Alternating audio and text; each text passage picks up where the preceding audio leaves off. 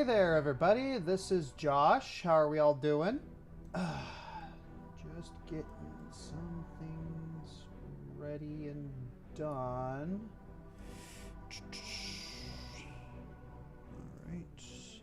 All right. So, hello there. So this is something new that I'm gonna be trying out.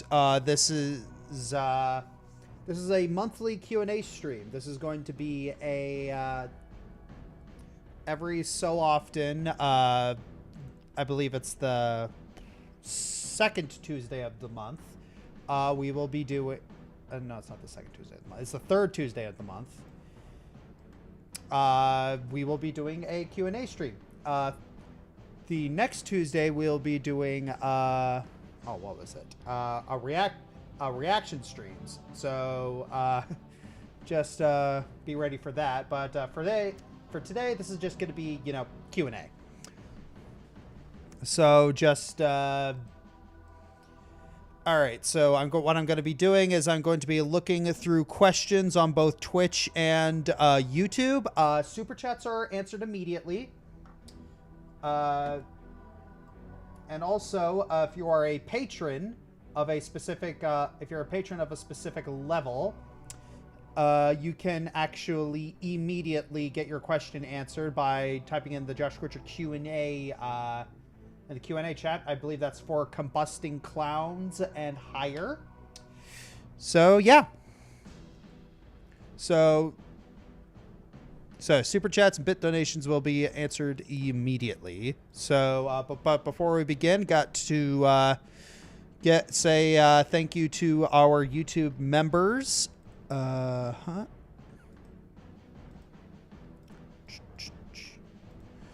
right. Thank you to our YouTube members, Determined Charlatan and Above, Wolfie Star 010, The Lovely GG13, John Roast 44, Volpecula Enfield, Ahmad Pureheart, Kinjorix 101, Jordan Hunter, Jonas Nissen, Jason Smith, Austin Huntoon, Sorna Leo, and Tenno Umbra. Thank you very much for your support.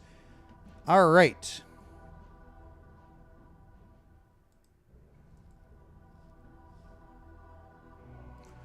All right, so let's start looking for some questions.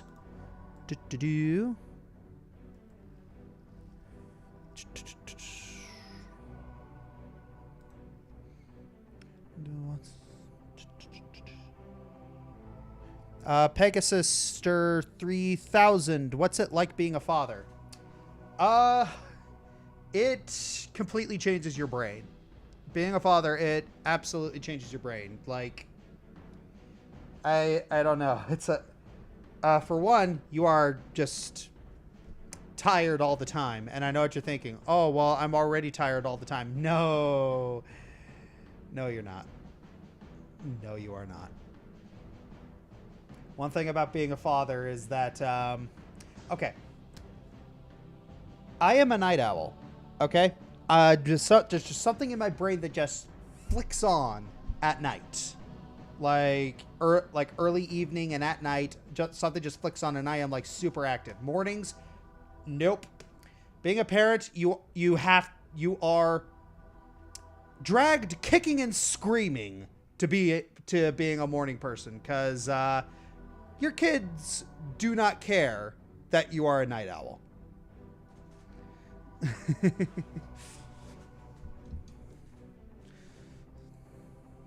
So yeah, but I love that. I love my kids. They're wonderful. They are very cute. It's their personalities are really coming out. Little boy is loud. he is just and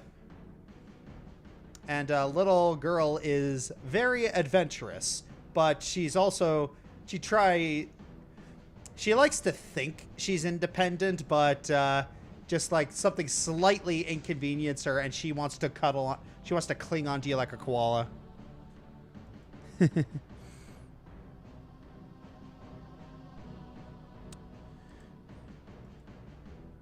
Godzilla Princess, what's my son's personality like? Let's see. He's usually more of the mellow one until he gets tired, and then his volume just goes. Yeah, he's usually the more mellow one. Dakara, the Hated Lord, are you going to do top 10 darkness bosses?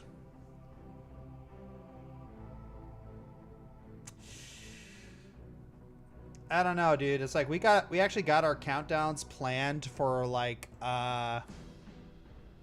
got our countdowns planned for like up until 2025, like through 2025. I don't think that's on our list.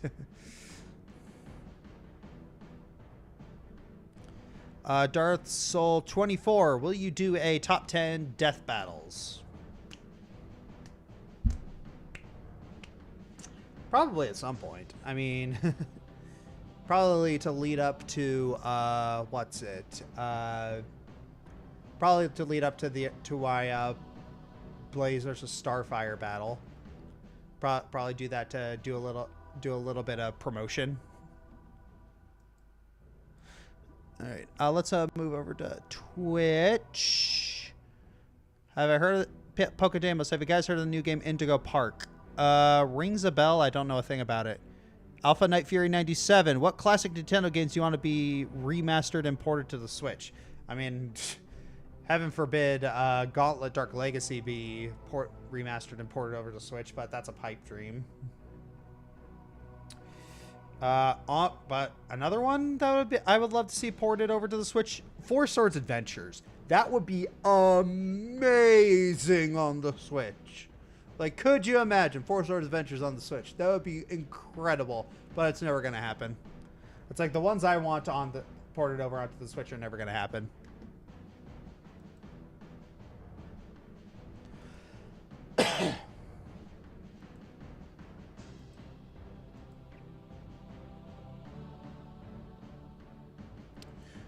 So, yeah. Just slowly going through these questions. Yeah,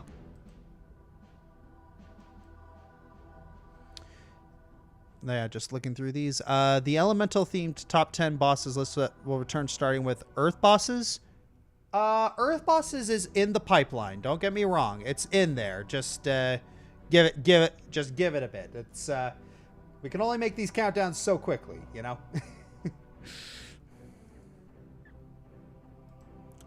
Alex Voicer, have you or your friends ever thought about making a how to play D&D video?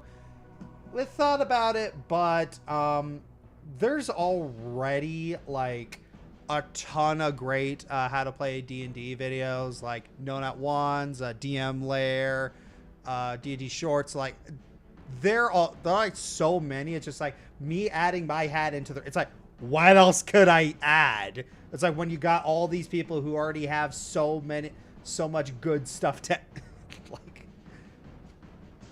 like what do I have to add? I mean it would be fun, Alex Voicer, but I just don't really see the point. Hex, what's my least favorite level in Kingdom Hearts 1? Ooh, that's one. Least favorite level in Kingdom Hearts 1. Let me check that.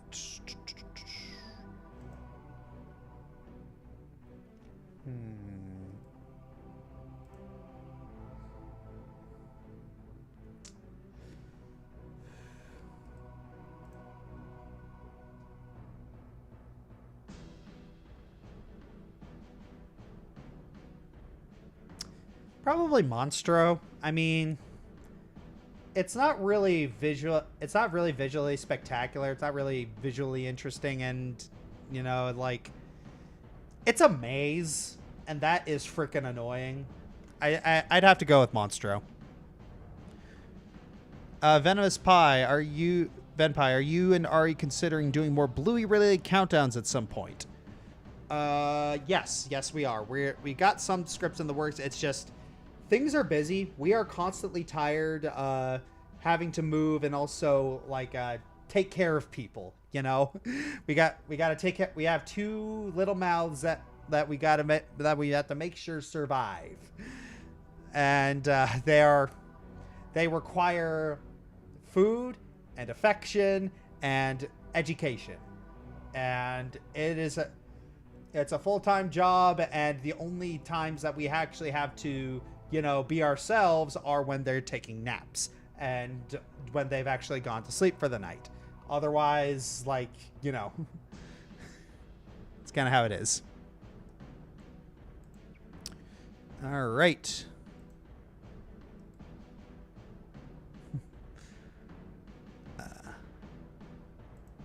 Ooh, we got some.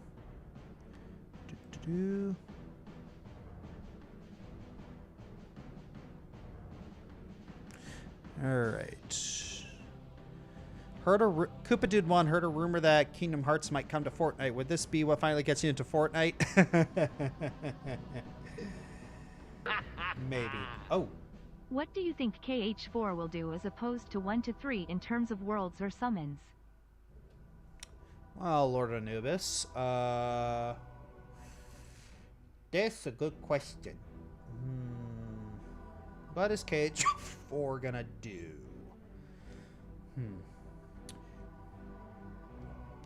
I really get the feeling that they're gonna probably revisit a few more of the old worlds. Like, it's like, I don't know. I really get the feeling that Agrabah is gonna be probably gonna be visited again. Halloween Town might get visited again because those are just the go-tos. I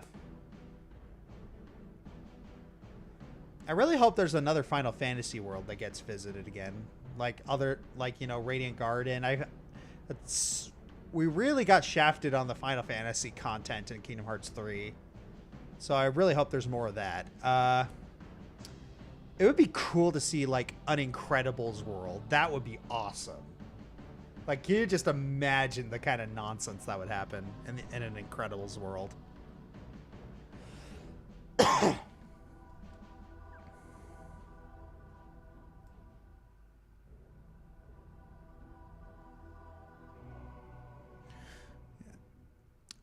Flaming Sword.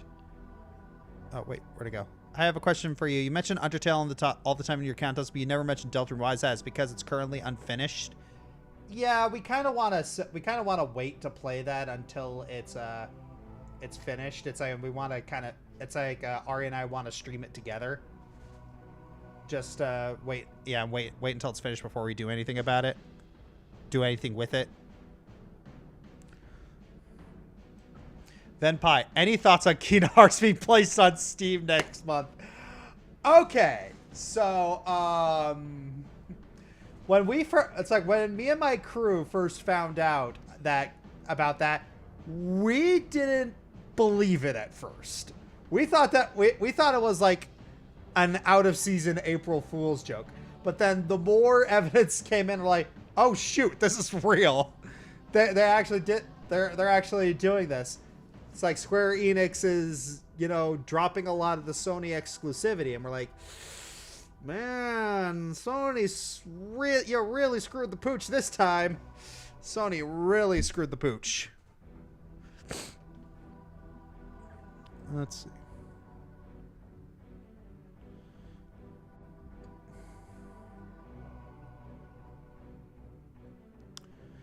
Let's see.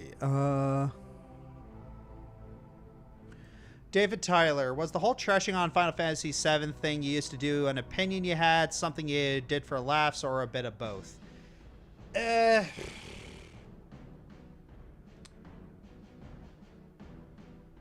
was kind of an edgy phase that I had. Like, I'll let you in on a little secret. Like, when you're in your early 20s, like, you become, I don't know what it is, like, when you turn, like, in your early 20s, you become this massive contrarian. Like, you become a massive hipster. And Final Fantasy VII was the popular thing to love. And so you had to be on the other side of the room. You had to be on the other side of the fence, and you had to prop up the things that people never really heard of or not getting as much love in order to feel like the smartest guy in the room. And when I played Final Fantasy VII, I guess, I mean, I thought Final Fantasy VII was okay when I played it. I mean, I only got through the first disc. But, I mean, I think I only got through the first disc. Like, I remember getting up to Eris, but that's all I remember. And I just didn't really, it just didn't really quite make that much of an impact on me as, like, Final Fantasy VI did. So, yeah, look, it was mostly contrarianism.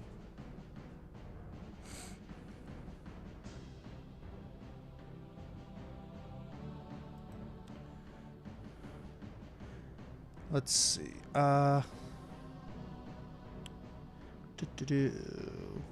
Looking through questions.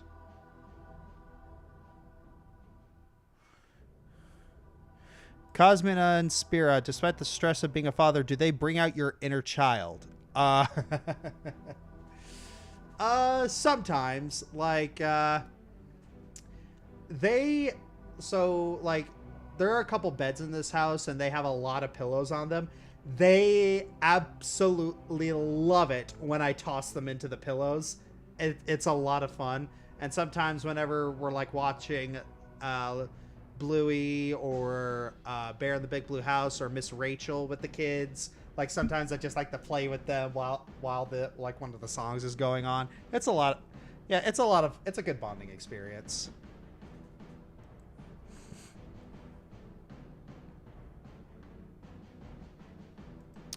Hex, favorite 3D platformer. Ooh, gonna have to look at that. Top favorite games. I actually have a list here. Favorite 3D platformer. I suppose if we're going by 3D platforming standards, probably Sonic Frontiers.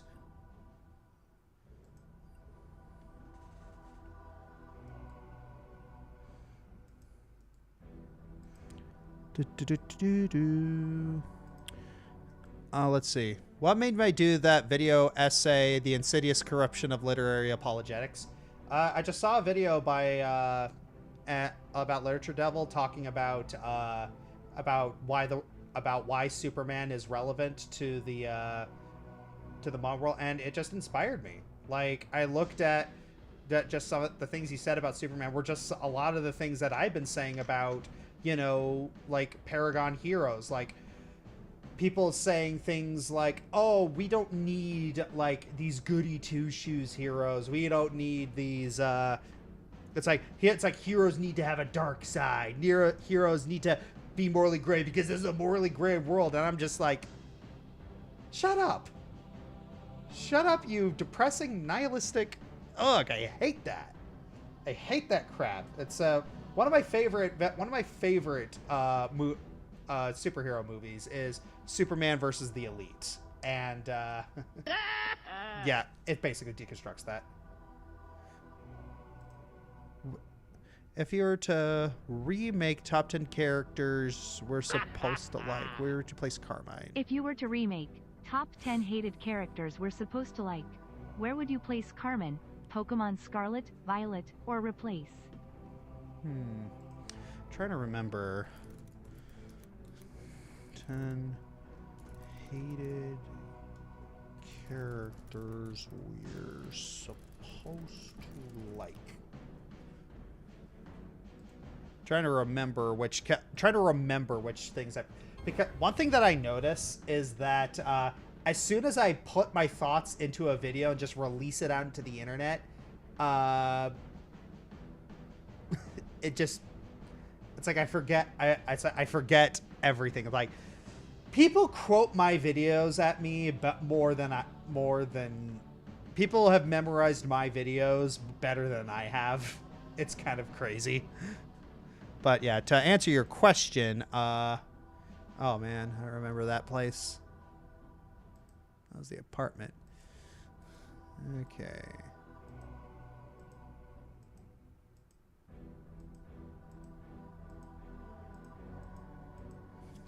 Acknowledgement of the Let's trust see. station.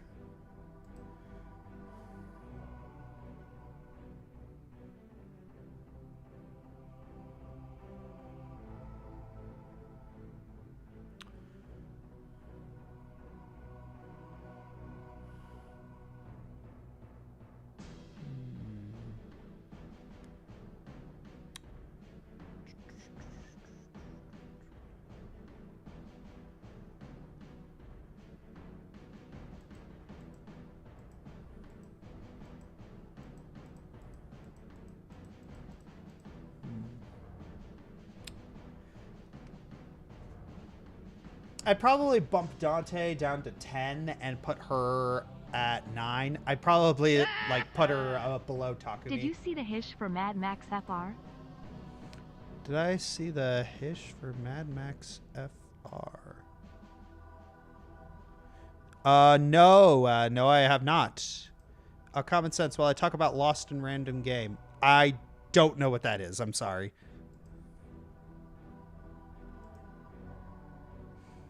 Let's see. Top chat. All right, looking through more questions.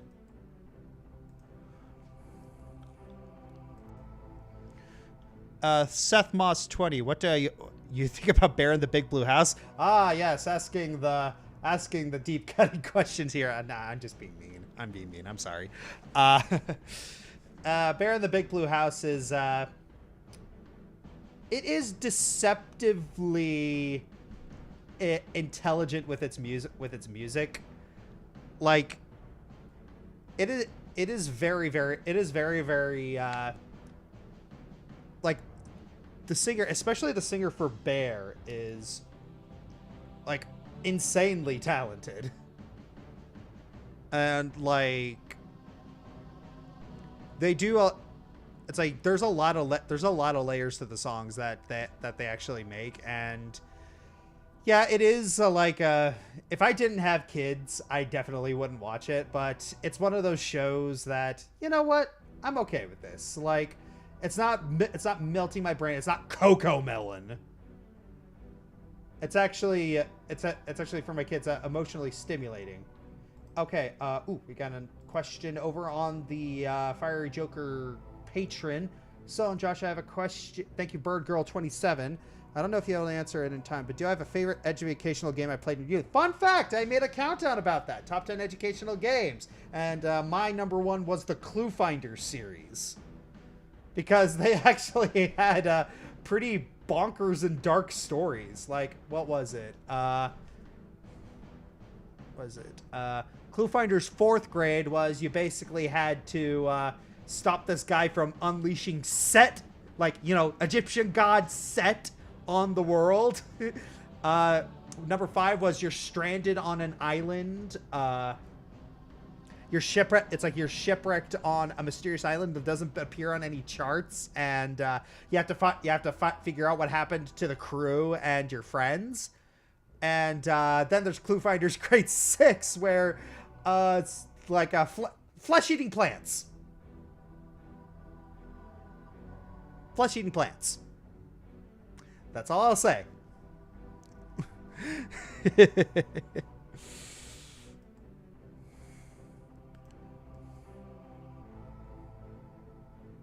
All right. Elite Yoshi, so I gotta ask, but how do you usually end up cataloging all the suggestions for your yearly fails list? Usually for the fails list, like what I try to do is usually we start gathering like a bunch, and then as soon as patterns start showing up, that's when we start grouping like patterns for like specific companies. That's usually an easy category to. That's usually a pretty easy category. Other categories, like especially last year with all the mass layoffs, it's like we made sure to track like, okay, layoff, made sure to group all those. And let's see, grouping by company, like, yeah, that's really about it. It's just like if there's ever trends, like it's like we tend to group those together, but if something's like ever like super egregious enough, like or like big events, we usually make sure to give that some precedence. I can see Microsoft might be on the number 1 fails. It's like, ooh, it's gunning for that spot. I'm not gonna lie, Microsoft is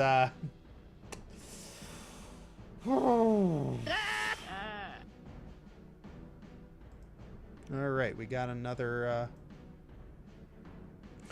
What is Fifth Guy? What? Thank you very much. What is one popular Disney movie you dislike?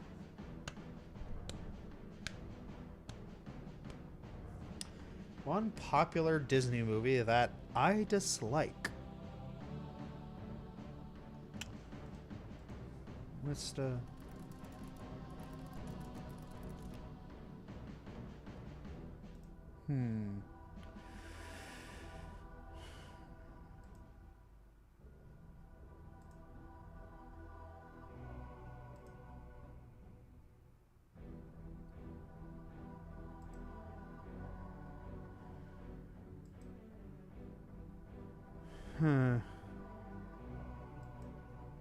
Popular Disney movie that I dislike. I don't know.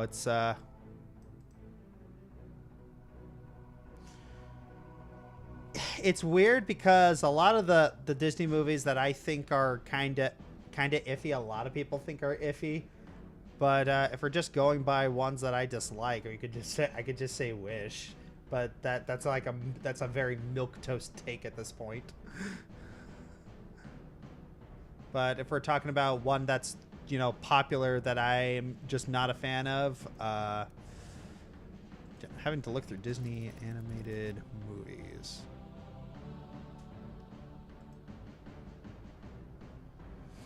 Let's see.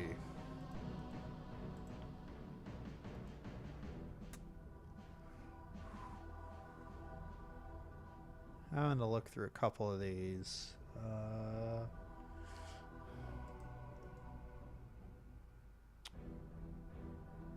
Popular one that I'm just not a fan of.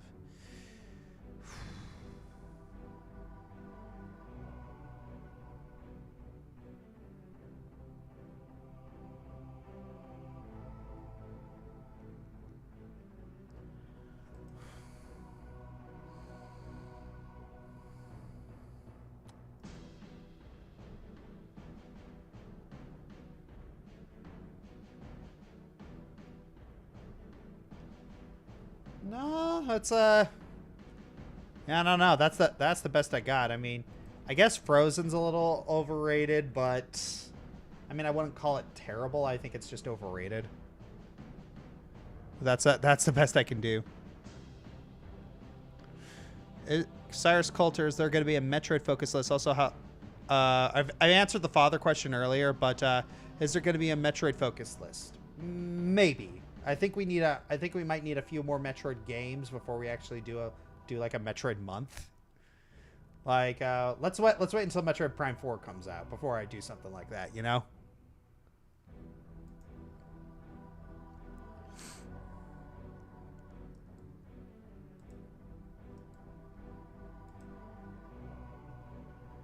Let's see.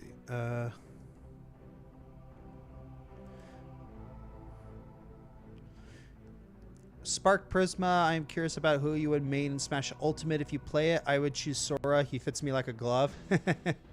Yeah. I tried playing Smash. I guess I just couldn't get into it anymore. It's I mean, there are certain characters that I do play. I do play Ike. I'm also a fan of Little Mac and a little bit of Roy as well, but I don't know. I guess for Smash Ultimate, like, I just didn't really have. I just never really found a reason to play it, I guess. Like, I really miss Smash Run. Like, I really wish Sakurai would have put that into Smash Ultimate. Then I would have played it, like, a lot more. But it is what it is. Do I play Toho? No, I do not play Toho. I am not much of a... How do I put this? Yeah, I'm not much of a bullet hell guy. That's I like the music. The music's pretty cool. And very pretty to look at. Like, occasionally I'll look at some of the... If I'm feeling particularly self-flagellating, I will look at a couple of the bosses on YouTube, and I'm just like, wow, I would never be able to do this.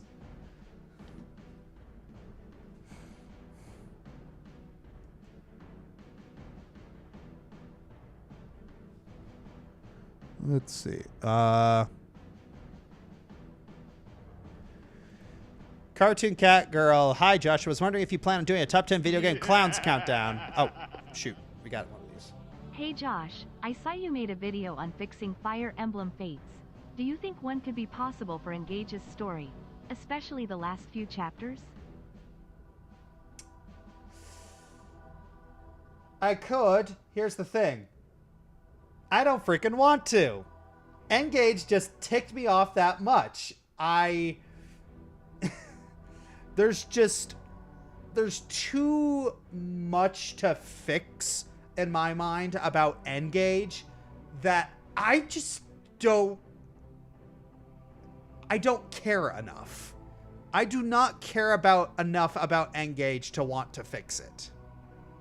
It's like Fates, I do. Like, there were so many nuggets of good stuff in here.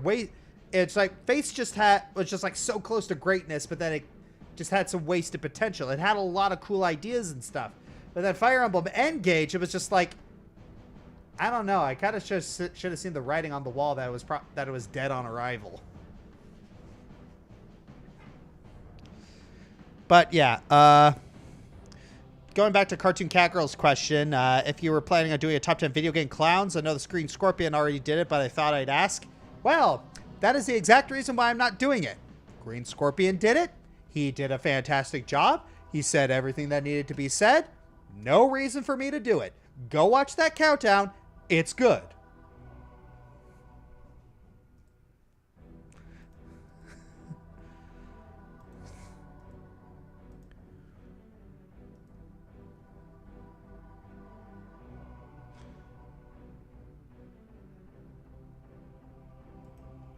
Let's see.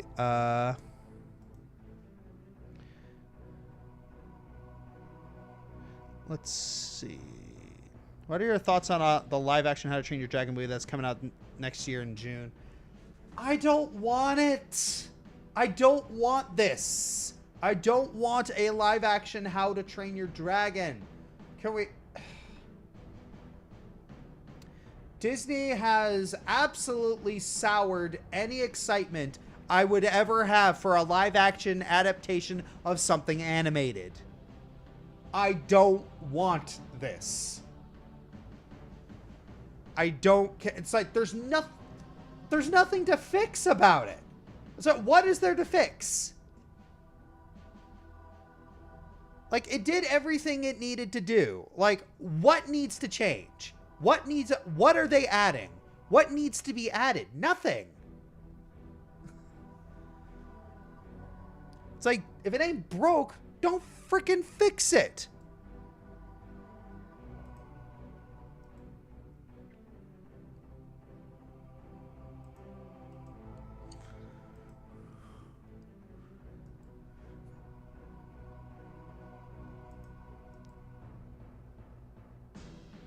Let's see.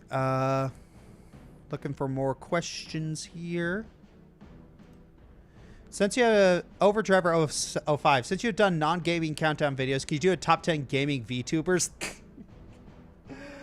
No, I am not qualified to do that. There are an obscene amount of VTubers that to look at, and I am not qualified to judge this. I don't watch VTubers. Like, I don't watch them. I'm not really interested in that sort of thing. I don't watch a lot of other people streaming, to be honest. Like there are some times when I do, but I do not have the time nor the concentration to watch people's streams.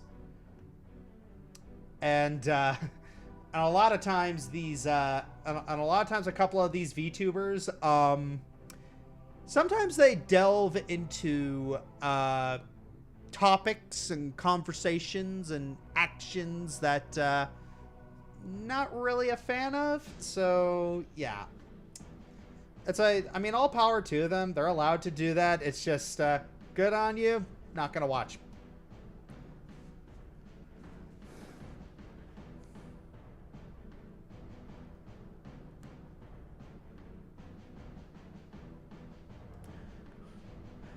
This may be a Josh B. Emerald GD. This may be a niche thing to ask. What has been your favorite moment from Ace Attorney Elements of Justice?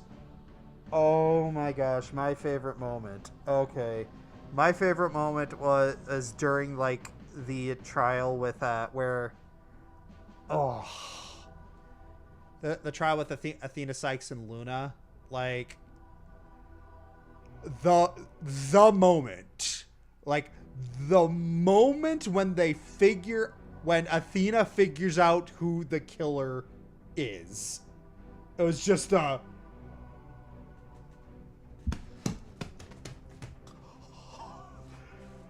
that absolutely blindsided me. Like, just, it's like, no, they wouldn't go there. They did not just go there. They wouldn't. They did. They actually went there. Oh gosh.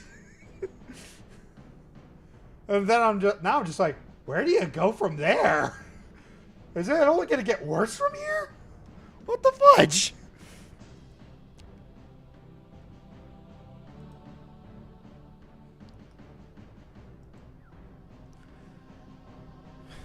All right, wow. Petro DC 16. What are things you like to do with your wife? I like to play video games with my wife. I like to watch TV shows with my wife. It's we've been wanting it's like we usually around every other night before we started the moving process, we would just play Baldur's Gate 3 together, and we just roleplay our characters. It was fun. Oh yeah, Ari said we like to find new restaurants. Yeah, that's one of our things. Is like we like restaurant hopping.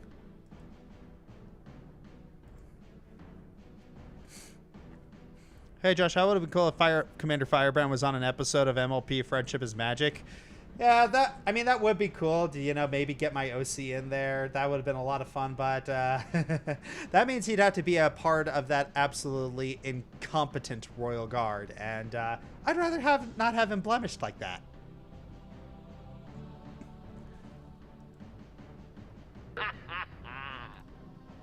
If Emerald from Sonic Battle was in the next Smash Bros. Game, would his moveset be based off of roster of Sonic Battle, or should he have a copy gimmick?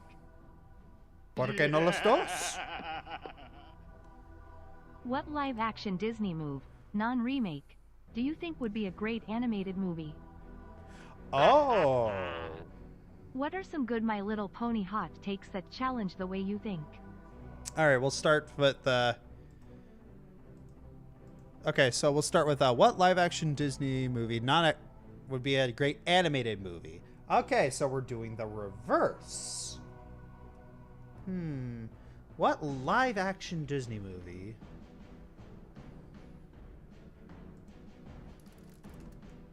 Let's see. Live-action Disney movies.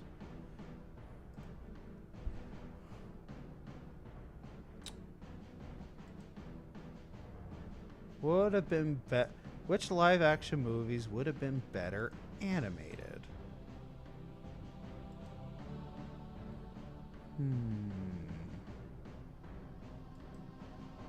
The reverse.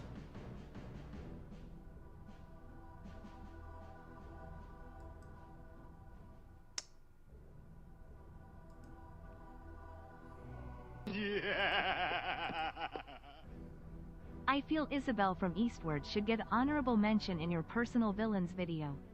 Isabel is way better written than Abby from TLOS Part 2. Thank you, but there are a lot of villains that are better written. Thoughts on the FF9 potentially getting a remake? All right, I'm still working on those questions. Let me work on this. I'm still working on which one should be which like live action should be animated. I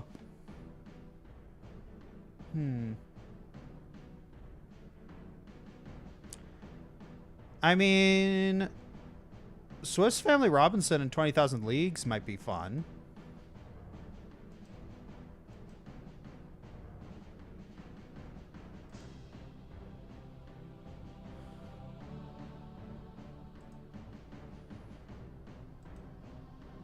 Let's see.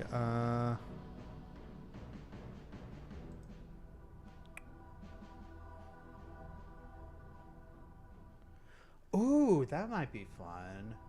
Narnia animated.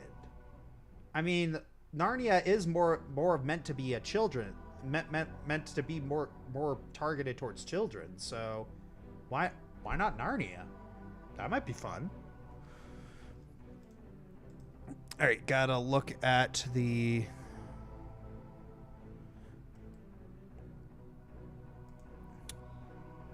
What are some good My Little Pony hot takes that challenge the way I think? I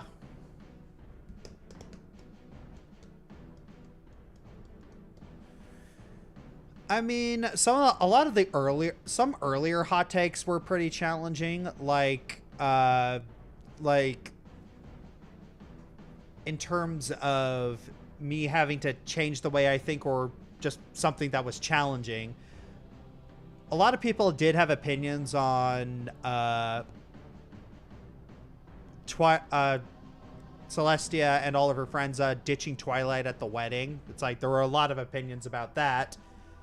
And or what was it? I remember a couple, like one hot take was that Ponyville Confidential, that the townsfolk were just not I remember seeing this one hot take. They wrote a whole fan fiction about it, about how the townsfolk were completely unjustified in shutting out the Cutie Mark Crusaders. Like, really? They literally violated their privacy and, you know,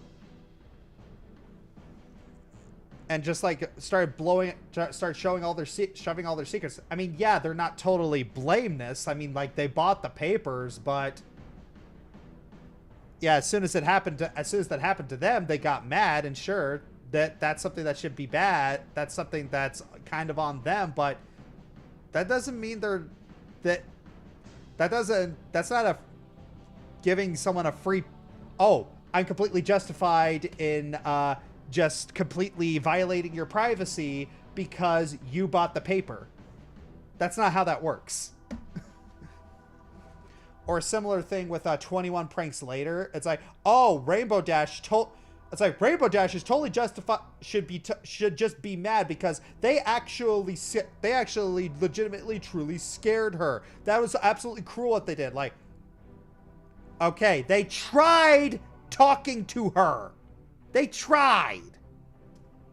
It did not work. It's like Rainbow Dash has a very thick skull, okay? She is okay, that's me. She doesn't have a thick skull. She is stubborn. Very stubborn. So, like, she and Applejack are both very stubborn ponies. So they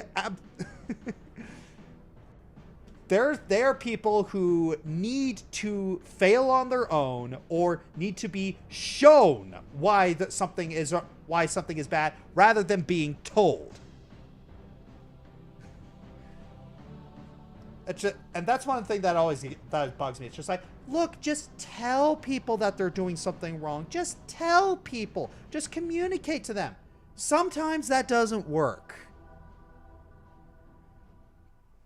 It's like, there are some people you just shove proof in front of their face and they will just ignore it.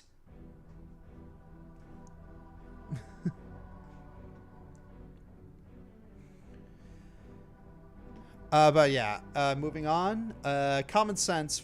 I feel Isabel from Eastward should get on mention personal villains video. Isabel's way better written than Abby from TLS Part 2. There's a lot of villains that are way better written than Abby, let me tell you. I don't know what Eastward is, but I'll take your word for it.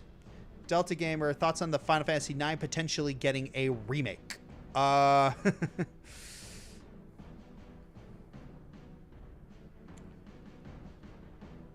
mean, that would be great. Final Fantasy IX has a really good story. It has very endearing characters. It's it's very similar. I made a joke about this. It's very similar to Wind Waker. It's like it started moving into a more realistic direction, but then it moved back to the cartoony stuff, and then now people are looking back on it and realizing, oh, Final Fantasy IX was great. Here's one hot take, shower thought. Amending Fences is a redemption episode.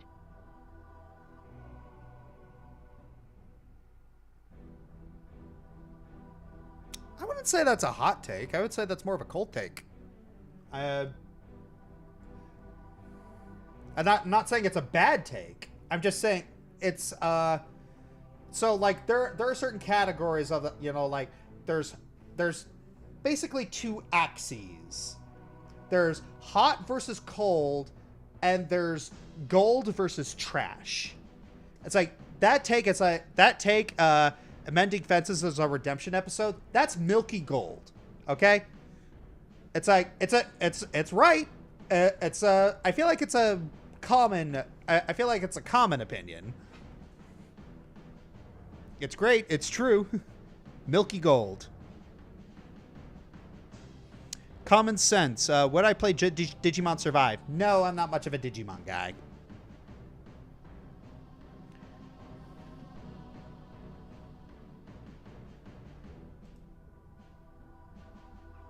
Let's see. Moving on.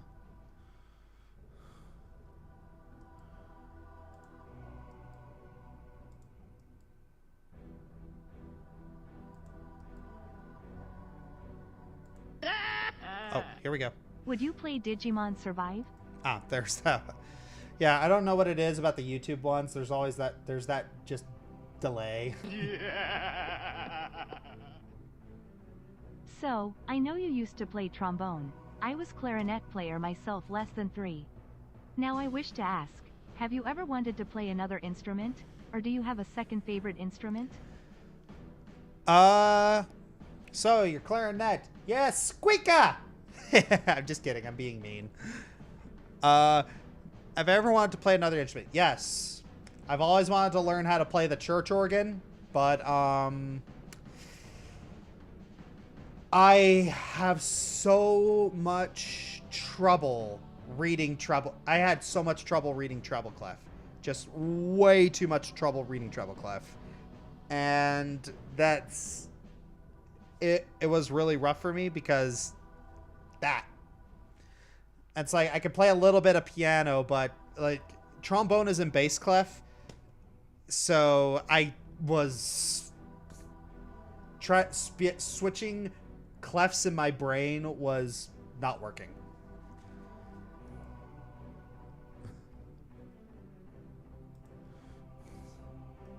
Hey, Josh Scorcher, question. Will I ever see our MLP season 8 and 9 in 10 words or less? If I can muster up the motivation to do so. That's just kind of how it is. Like, mustering out the motivation to make any pony videos is rough.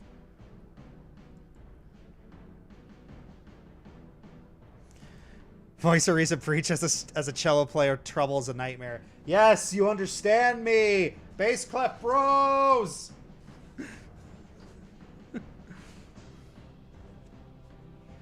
I'm all about that bass.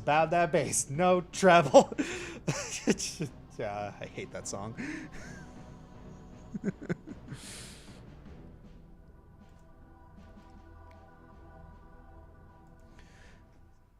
Entropy is law. Would I do paid consultations regarding video creation? Well, funny you should mention that. There is actually a specific tier on my Patreon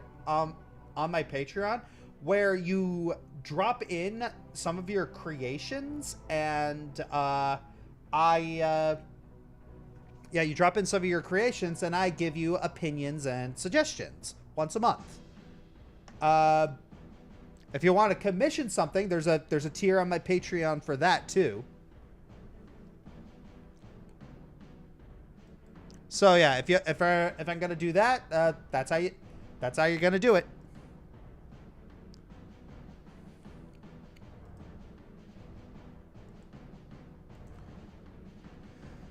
Brandon Lewis, I'm curious as a Christian, what are your thoughts on Has Been Hotel and the whole idea of redeeming sinners in hell? I mean, it's fiction.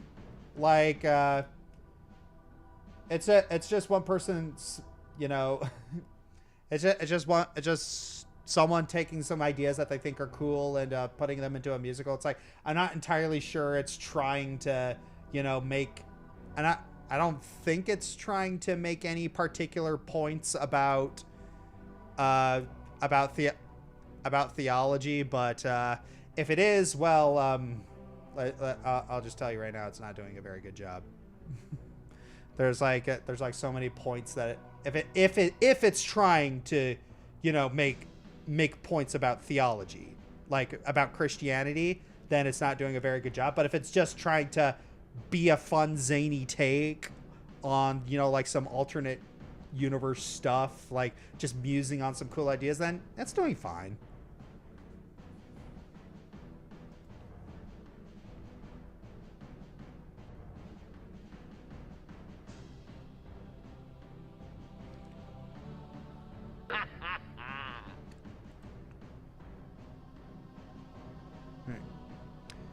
Petra DC16, can you please, like, Petra DC16, please stop asking me about that. I'm getting really sick of it. How many times do I have to tell you no? If you ask me that one more time, I'm going to ban you. I'm dead serious. I am sick of you. I am sick of you jumping onto every stream and asking me that. The more you ask me that, the more I don't want to do it. I'm just not interested, okay? That doesn't mean I think it's bad. That doesn't mean I'm just not interested, okay? Just stop it.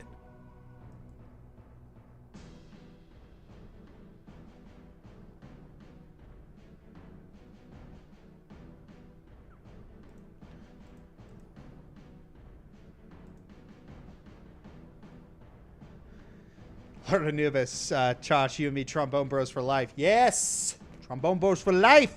Wow. This guy, Carmen, is an example. Oh, gonna wait for the super. Gotta wait for the super chat to go through. Because API is delayed because YouTube scans for spam. It is what it is.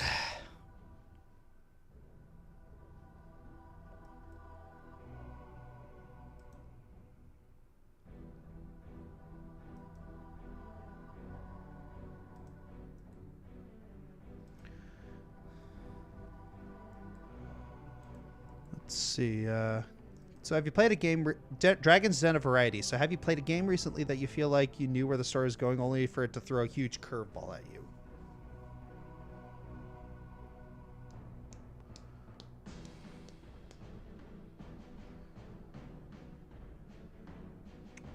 Have I played a game recently that did that?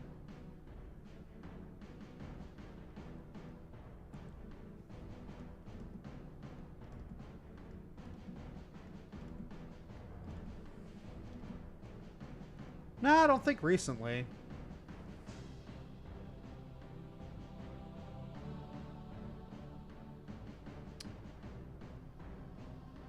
Yeah, I don't think recently I was hit by too many curveballs. Story-wise.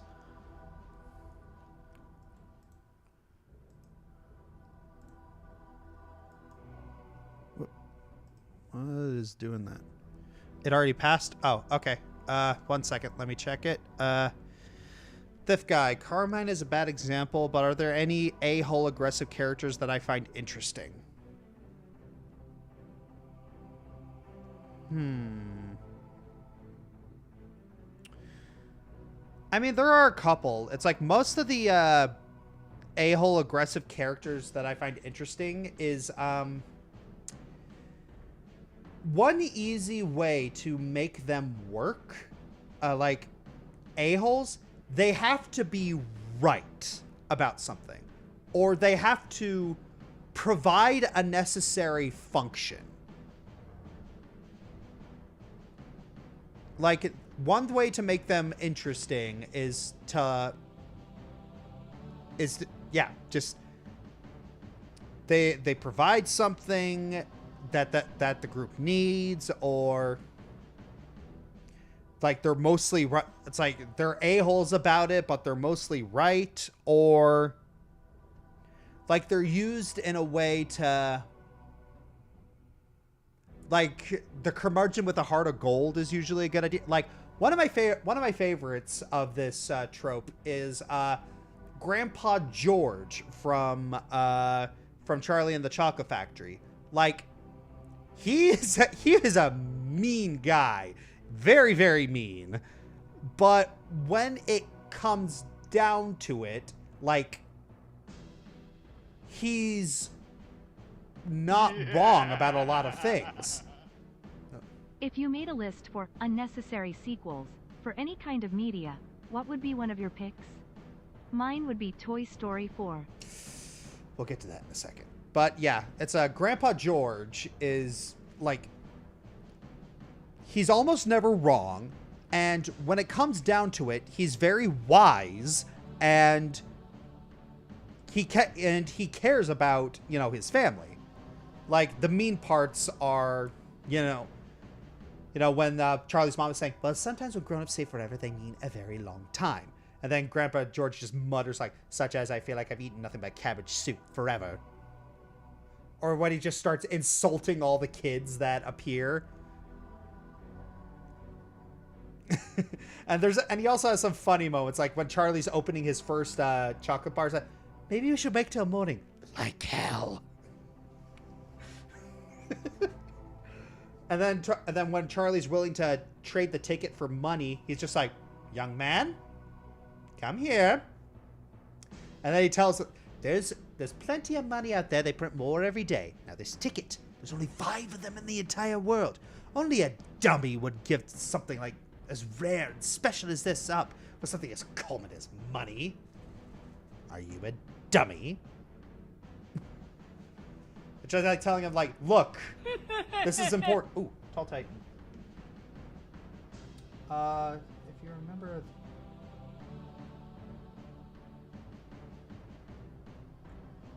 who would I rather enlist?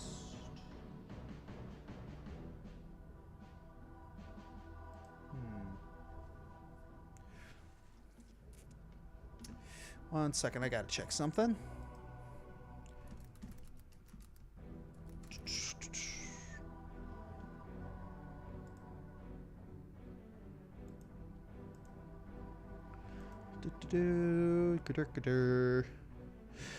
But yeah, Silverflight 01. If I made a list for unnecessary sequels for any kind of video, what would be one of your picks? Mine would be Toy Story 4. Toy Story 4 is absolutely positively unnecessary. Like, we don't need it. Like, it does not add anything. Like, you could tell that the writers were trying. Like, they were really scraping the bottom of the barrel there. Just trying to find something to do.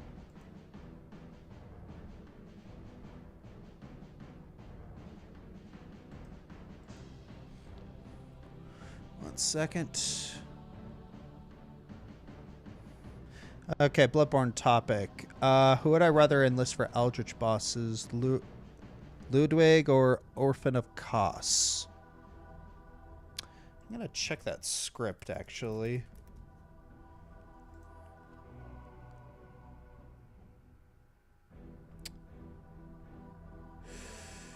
Yeah, for Eldritch bosses, yeah, we've actually ranked that list already. So we're just just when it gets closer, once the time gets closer. But yeah, neither of those two are actually the one that we selected for Eldritch bosses. Surprise. Yeah, but other unnecessary sequels, like,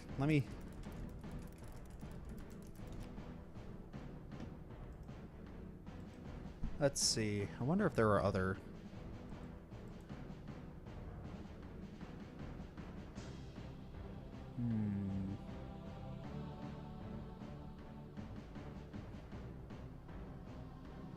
Super Babies, Baby Geniuses 2.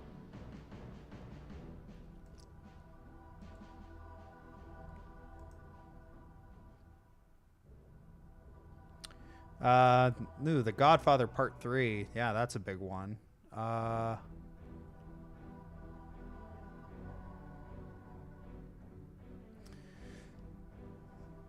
mean, there's also the Jarhead sequel. That kind of Like, what was the point?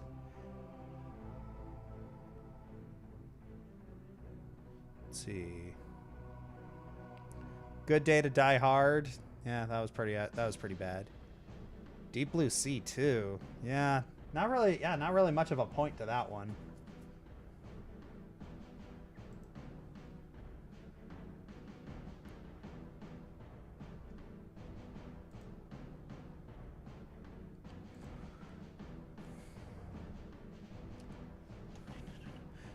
Gojillion 91. Oh, Neverending Story 3. Oh my gosh, yes.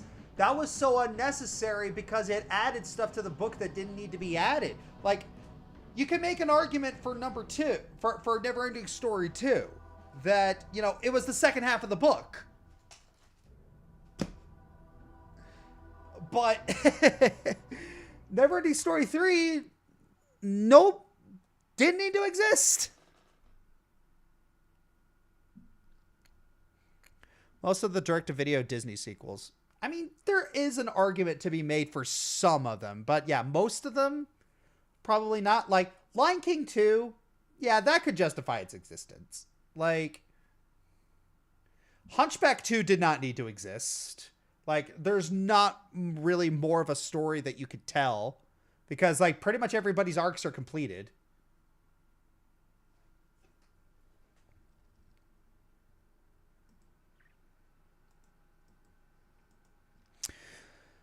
C-Rod42. Hi, Josh. I'm very impressed with how far you come since the MLP days. Can't wait to see what you do next. My question is, what do I think of King Boo from Luigi's Mansion? I mean, I think he's I think he's a great nemesis for Luigi. He's a lot of fun. Fifth guy, 499. Still unnecessary sequels because The Land Before Time has a sequelized problem. Oh my gosh, yes it does. Land Before Time, the number of sequels for that. Ugh.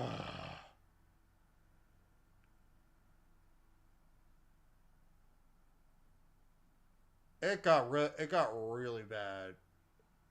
It's just, oh boy. Or the Swan Princess sequels. Oh gosh. Oh my gosh, you guys are catapulting me back to my preteens. What the fudge? Oh my gosh. Yeah. Hi, Josh. I'm very impressed with how far you've come since the MLP days. Can't wait to see what you do next. My question is, what do you think of King Boo from Luigi's Mansion? Yeah. Again, he's a good nemesis for Luigi. Neverending Story 3 was for sure unnecessary. It was. It really was. Ugh.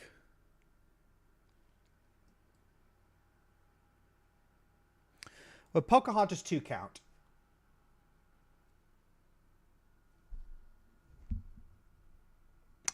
Pocahontas 2 I'm torn about. Because on one hand, you could continue the story.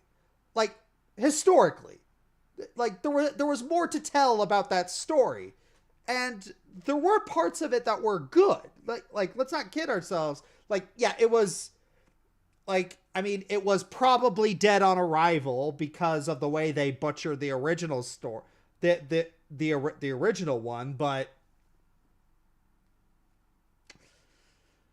I mean, for what it had to work with, it tried harder than it needed to. Like, there were still... I would call it salvageable, maybe. Still on unnecessary sequels? Because The Land Before Time has a sequelitis problem. Yeah, it does. Mulan 2 shouldn't exist. Rusty Heraldry. It shouldn't exist in its current state. Like, there's stuff... Again, like... I feel like there is more story to tell there. There's more story to tell with Mulan. Like, the characters are fun. There's more adventures they could have gone on, and it's just that I think they just didn't know what to do with the characters. What about the upcoming Frozen 3? Does that count?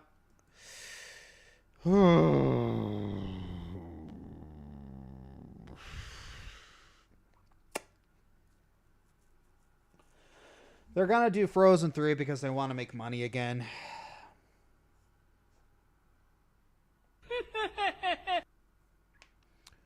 Last question for now. Despite losing my sanity on sinking 225 hours of platinum over the course of 12 months, what do I think I'll stream Rebirth? I honestly really don't want to stream Rebirth because, like, I'm tired of movie games. I'm really tired of movie games, just games that move at just such a slow pace and just take hundreds of hours. Like, I feel like God of War Ragnarok was the last straw for me. Like, just, it took so long. It's like, and I had things to do, you know? First time chat over on Twitch, DRXL3G0. Do I didn't need to be reneged? Netflix is take a Watership down. Yeah, it's the original Watership down was plenty effed up as it was. It didn't need it. Didn't really need it. Pokédemos, Pokemon movies. Some yes, but some no. Like Pokemon the movie 3. Pokemon the movie 3. That movie was legit good. Like let's not pretend. That was so incredibly creative, so incredibly dark. Like would you do you have an opinion? Please. Ow! Sorry. There was something pokey on this thing. I sat on your camera. Pokemon the Movie 3 was better than it had any right to be. It was extremely dark for, a Pokemon movie at the time. Nowadays, every single Pokedex entry is just, freaking Tales from the Crypt. It dealt with grief, tragedy, loss, mistaken identity / multiple personality disorder, frankly, eldritch wish granting. Pokemon the Movie 3 did Wish better than Wish. Hot take! Speaking of movies, Not that hot, what honestly. Are some of your Nobody favorite likes DreamWorks Wish. movies that aren't Puss in Boots too? But personally, I'm a fan of, Pokemon the Movie 2000. Little 7-year-old me, my mind was Alien 3 blown. and Beyond. Yeah. All right, we got 2 more super chat from Unnecessary Sequels, Alien 3 and Beyond. Yeah, by that point they were milking it. Sleigh Ride of Friendship. Dr. Rush message retracted. Oh, yeah. This guy, speaking of movies, what are some of your favorite DreamWorks movies that aren't Puss in Boots 2? Well, clearly, How to Train Your Dragon, wonderful. Kung Fu Panda 1 and 2, Shrek 2, and also Shrek 1. I think we're all agreed that Shrek 2 is better than Shrek 1. Blockbuster Buster would not agree with you. Well, I prefer Shrek 2, but not everybody does. all right. Let's see. What are other DreamWorks? Prince of Egypt. That's the best one. Yeah, it's like let's not get. There is. And as Joel Apocalypse said, peaking a little early, aren't we there, DreamWorks? There's literally no compare. Like, you go from cinematic genius, 2D animation, stylistic choices, amazing music to somebody once told me. That was a tone setter. I mean, rest in peace, dude from Smash Mouth. I'm so sorry, but because he wasn't that old. He was like 40 something, 50 something. But you go from Prince of Egypt to 3 years later making Fruit Jukes something happened. Yeah. Let's see. El Dorado. Yeah. El Dorado. That's fun. It's I remember there was this Tumblr post that went around about Road to El Dorado. It was it's like Road to El Dorado is a cautionary tale about why a rogue and a bard should not go on an adventure together. Are you kidding? This movie is exactly why a bard and a rogue should go on an adventure together. Where have all the good men gone, and where are all the gods? Where's the streetwise Hercules to fight the rising odds? Isn't there a white knight upon a fiery steed? Late at night I toss and I turn and I dream of what I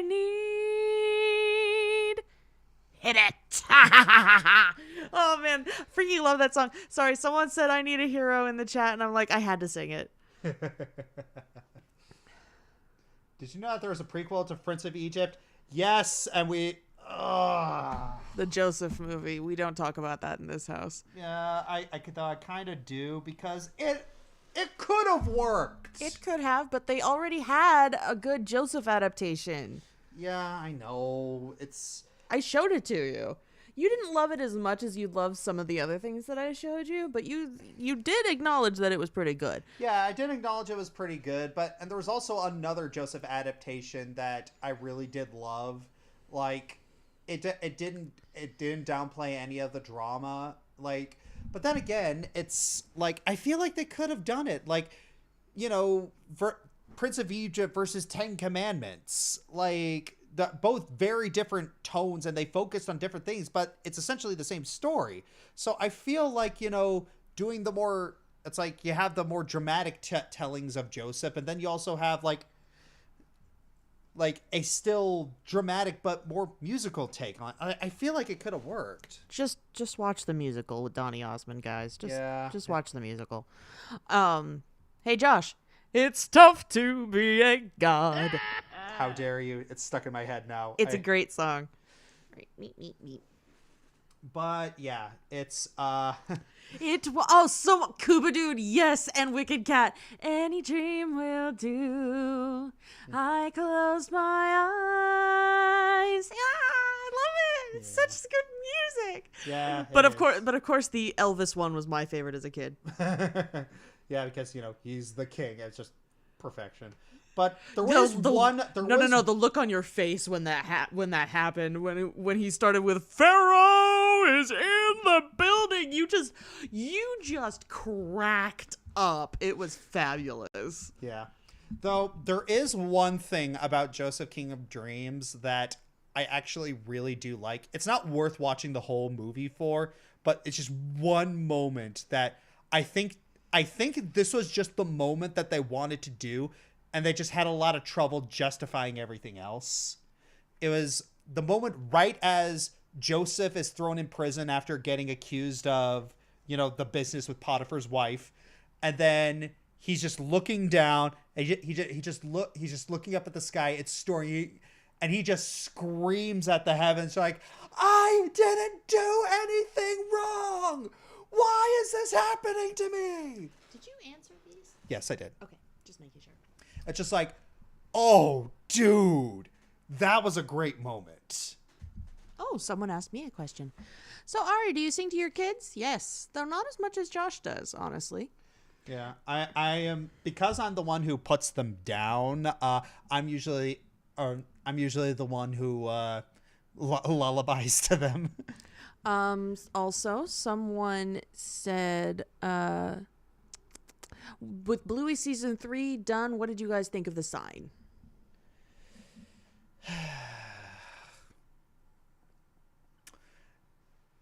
Great Scott, that was heavy. He liked it. We both did. It made us cry. We both cried. Yeah, I really think it's dumb that there's I mean, I guess it's not dumb, but there's the controversy about that episode. Which one? Like in regards to the sign, like there were people upset, like Bluey That they had a happy ending? Yeah. Oh. Well, like you say, and like Calypso says, you know, we have enough sad stories in real life. They're the episode justified why they had a happy ending at the end. Yeah, it justified its own existence, Yeah. you know? Yeah. See ya, honey. J-Man Badger. Oh, yeah, Josh. Will I do dad jokes with my children? Once they're old enough to comprehend them, yeah. You do them now, don't lie. Yeah, I do. But, yeah, it's, will I do... So, yeah, but one thing that we're going to instill in our children very early on is, for one, listen, kids, bad things aren't funny when they happen to mommy. Well, what about you, Daddy? Oh, Daddy's fair game. Go for the throat.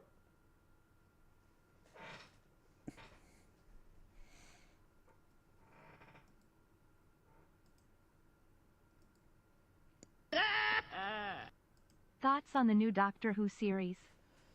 I stopped watching Doctor Who in the middle of Matt Smith. It just got way too overcomplicated and weird. And I know that's saying a lot, but at some point it just completely surpassed my weirdness threshold, and I just couldn't do it anymore. So, like, I know there's, like, drama going on in regards to the new Doctor Who, but I could not give less of a hoot.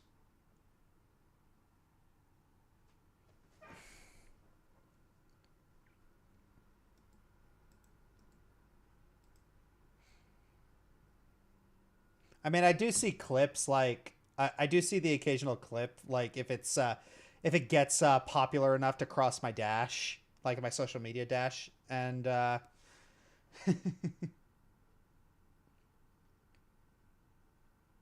like how do I put this? Like the toy maker scene with with the Spice Girls clip. Okay. That was good. That was pretty funny. But yeah, and I know Matt Smith was a good doctor, don't get me wrong. It's just like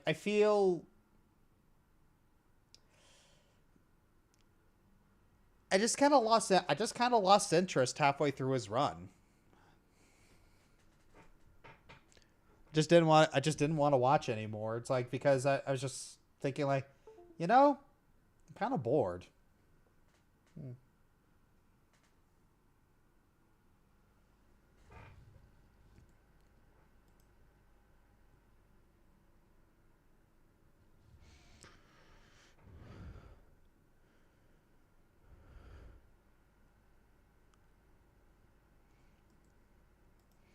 C-Rod 42. Okay, Josh, since you brought up SAO Bridge, I gotta know, what'd you think of this final scene in SAO 17 where Suga verbally tore into Kirito? Woof! That's my opinion. Woof! Just, that got really, really heavy.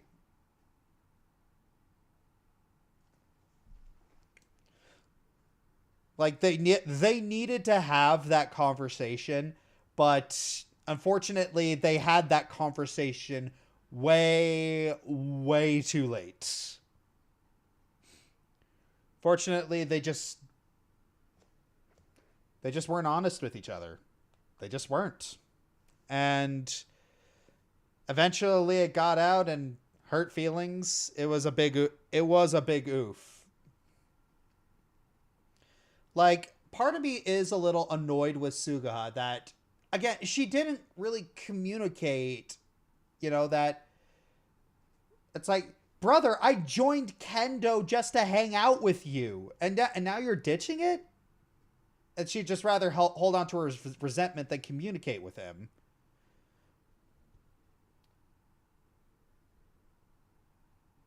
And, you know, the problem with Kirito was that and this is a problem with a lot of guys. It's like sometimes a lot of guys are dumb. Like, we do not see, like, when people are trying, we do not see signals very well. We do not take hints very well.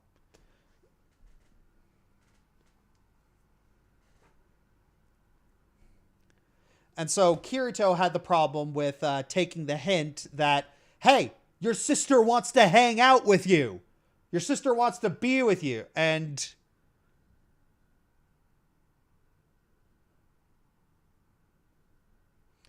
the thing is that the problem that Kirito had is, like, yeah, Sukuha was lashing out irrationally. But Kirito didn't make the effort to try and talk to her about this. It's like, dude, why are you instead of, hey, why are you acting like this? It's, no, I'm just going to hate her. I mean, I feel like Sukuha is more to blame in this situation but if we really want to split hairs, it did technically all start from something that Kirito did.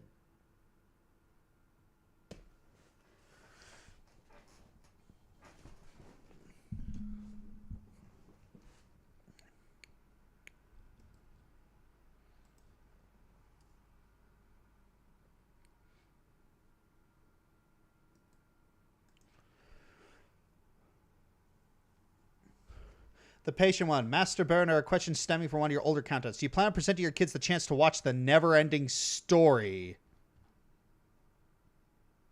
But of course! I'm going to show them all the stuff, the good stuff that I watched as a kid. Like, I'm only going to show them I'm going to show them the good stuff. Like, not going to show them the bad stuff. Are you familiar with Tauberpa and his Wind Waker HD abridged series? No, I'm not. Is it any good?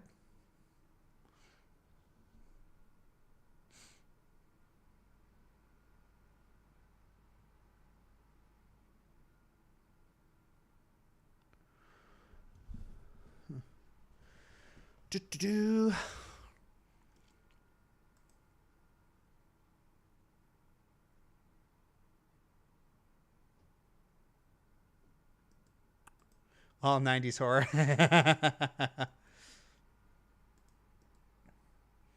Joshio E110. Any thoughts on Poppy's playtime? I mean, yeah, it's scary enough, but I think mascot horror is kind of a state. It has kind of played itself out a little bit.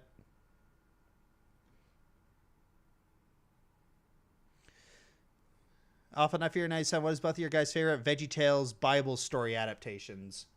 I mean, Rack Shack and Benny is a pretty freaking good one.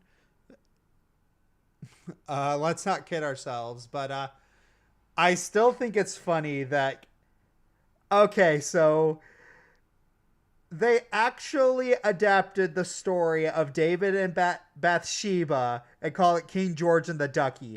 I cannot believe they actually did that, and they did it well. Last thing before I crash, but I do hope you, Ari, and the babies stay healthy, well, and safe. This is IRL, Gunnery Sergeant Kent saying hoorah. Hoorah! Hoorah, Gunny. Hoorah. No, I'm sorry. I need to do it right. Hoorah! Rah! Hoorah!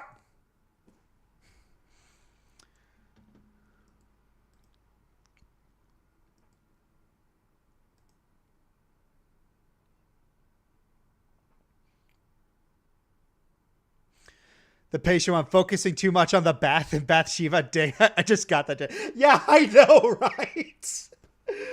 Bathsheba, and instead of wives, it's rubber duckies. It's like the way they censored it really well. Like, let's not kid ourselves. They censored it really well, and oh man.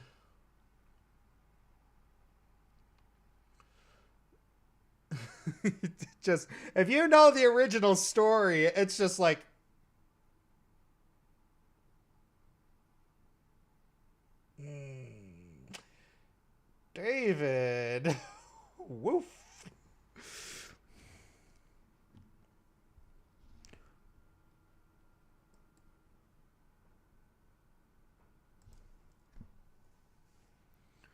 Let's see. What is OXDDCC? What's wrong with liking animation live action remakes, especially Disney ones? Well, a lot of the real recent Disney ones, they're not good, or at the very least they're not as good as the original animations. It feels mostly like they're coasting on the live action remake success. And in some terrible cases, taking a dump on them. Like, some of them are good, but a lot of them don't really justify their own existences. The reason I brought up Tauberpa is because of the talking points in Sao Abridged episode 17's ending. The dude wrote an amazing drama.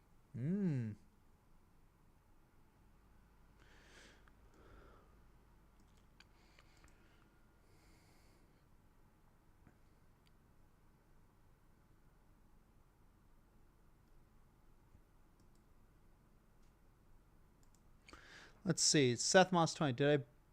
Did you believe when you saw they adapted Esther? It's the book with one of the most scummy people in the Bible. I honestly, looking back, it was really only a matter of time before they adapted Esther, because, like, actually sit down and read Esther, the book of Esther, and you realize this is kind of a comedy. I mean, yeah, it's got stakes, but you really look at it and it's just like, this is actually kind of funny. Yes, honey? You get 5 more questions and then it's bedtime. Yes. 5 more questions and then it's bedtime.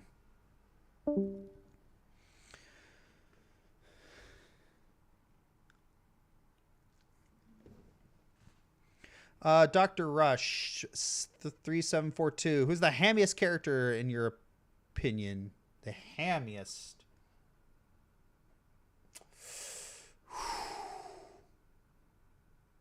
Senator Armstrong is up there.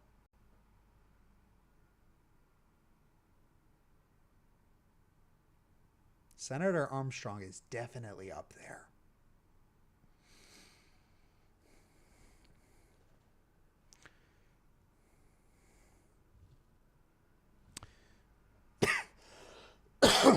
Kitback Grimbuka, I'm starting off my Disney-themed D&D campaign as a DM. Do you have any words of advice? Ooh. Disney-themed D&D campaign as a DM. So are we talking like everybody just plays a D&D character? Or are we talking like... Who is the hammiest characters in your opinion? Or are we talking like it's Disney-themed? Like, it's going to be like, say, Princess from Castle, it's going to be like a little more...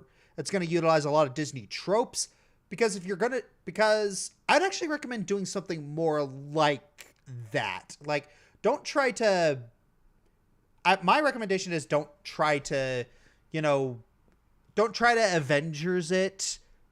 Just try to create like a Disney themed, world. Utilize a lot of the Disney tropes, like Green Scorpion. Like, he designed like his own D&D campaign based off of like Fire Emblem tropes, just from everything that he told me, it sounded really cool.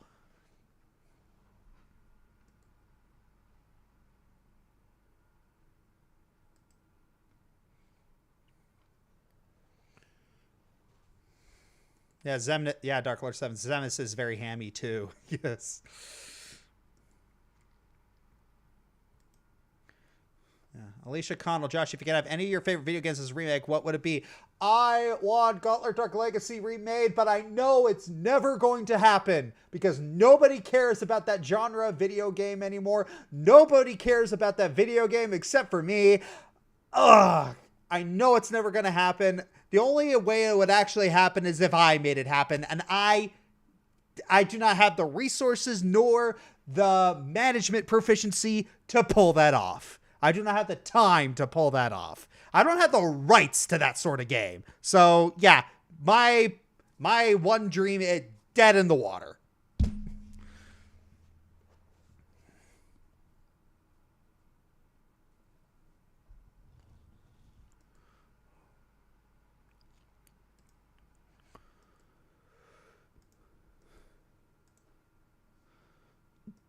All right.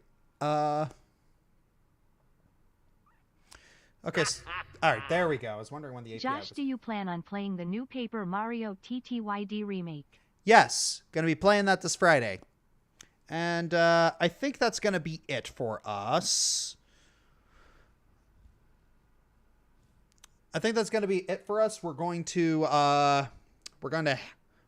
end the stream right now. We'll do another Q&A next month. Third Tuesday of the month.